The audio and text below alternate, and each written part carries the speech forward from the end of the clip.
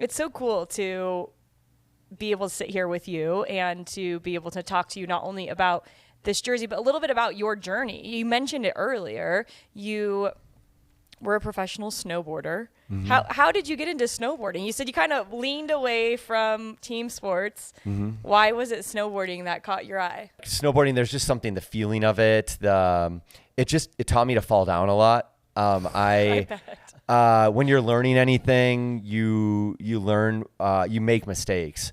And I think that is a huge important lesson in life, yes, to realize that a lot of good comes from making mistakes. And when you fail, actually failure is really healthy.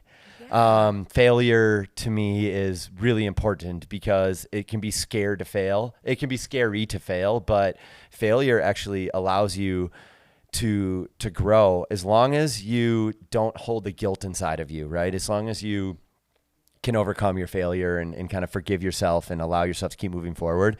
And that's what snowboarding really did to me through that process. Because it was very DIY. And so we would just learn tricks and practice stuff at like a local park or backyards or something. And a couple of my friends and I literally just built jumps together, and that's how we started. And we were teaching each other and just getting up and trying it again. And then we'd watch videos for guidance, and then look at magazines when you subscribe to like all the print magazines at the time. Magazines.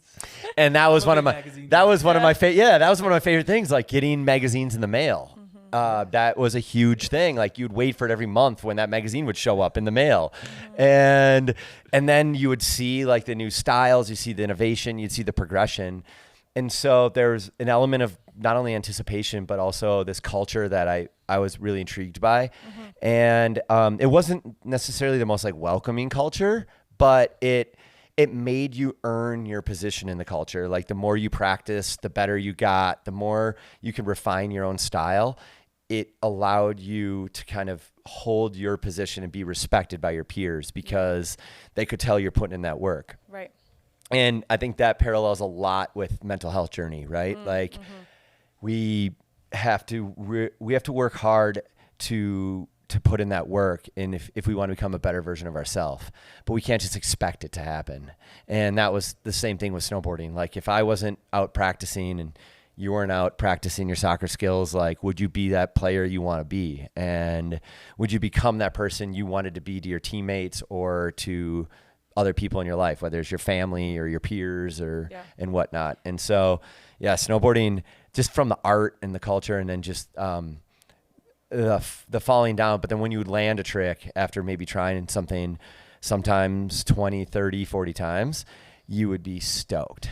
Yeah. And you would congratulate yourself, but you would also be able to reflect on like all those times you didn't land that trick and be like, what did I do wrong? Right. And so it was pretty cool, like the way you learn from your mistakes.